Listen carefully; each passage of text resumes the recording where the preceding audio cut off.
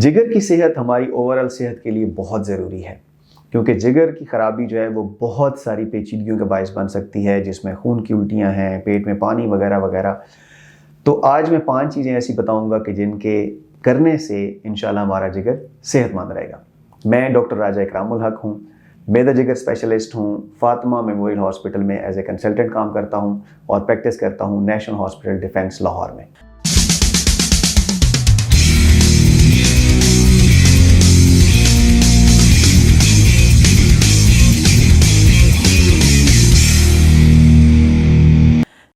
जिगर हमारे जिस्म का एक बहुत अहम उज़्व है और बहुत अहम काम करता है हमारे जिस्म में। हम जो भी खाना खाते हैं, जो भी हम कोई मेडिसिन लेते हैं, वो उसको प्रोसेसिंग का काम आमतौर पे जिगर करता है।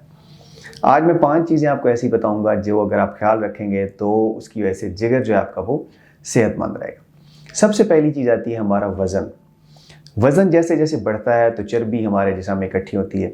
ना सिर्फ वो जिल्द में इकट्ठी होती है बल्कि वो जिगर के अंदर भी जाकर इकट्ठी होती है। पहले ये समझा जाता था कि ये जो फैट है, चर्बी है, इससे कुछ नहीं होता, लेकिन अब ये चीज़ तहकीक से साबित शुदा है कि ना सिर्फ ये चर्बी जिगर को ख़राब करती है बल्कि इसकी वजह से दिल की बीमारियाँ और बहुत सारी बीमारियाँ हैं जो इसकी वजह से ज़्यादा हमला करती हैं। और साइंसी तहकीक से ये साबित है कि जिगर में चर्बी वाले लोग आमतौर पर जल्दी मौत का शिकार होते हैं।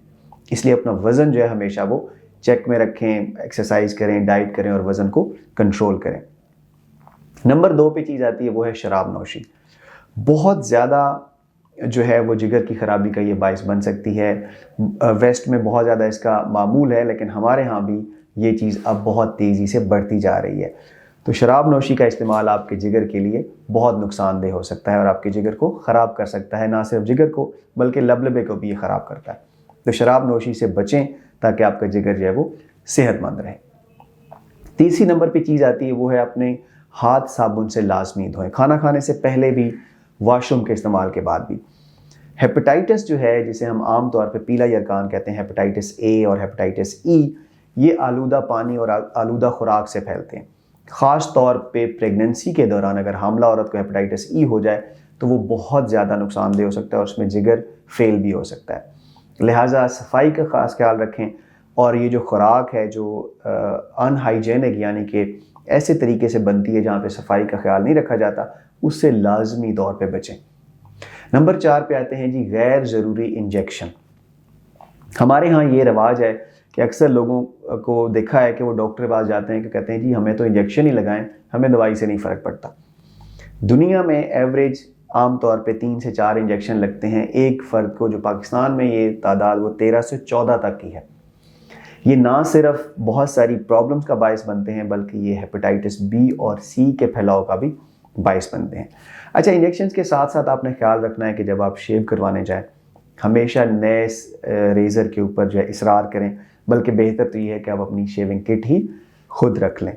इसी तरह दांतों का इलाज करवाएं या आप कोई ऑपरेट करवाएं तो ऐसी मुस्तनद जगहों से करवाएं जहां पे ये चीज़ें, जो आलात हैं, वो जरासीम से पाक किए जाते हों साइंसी असूल के मुताबिक, ताकि वो आपके जो हेपेटाइटिस बी और सी के फैलाव का बायस ना बन सकें।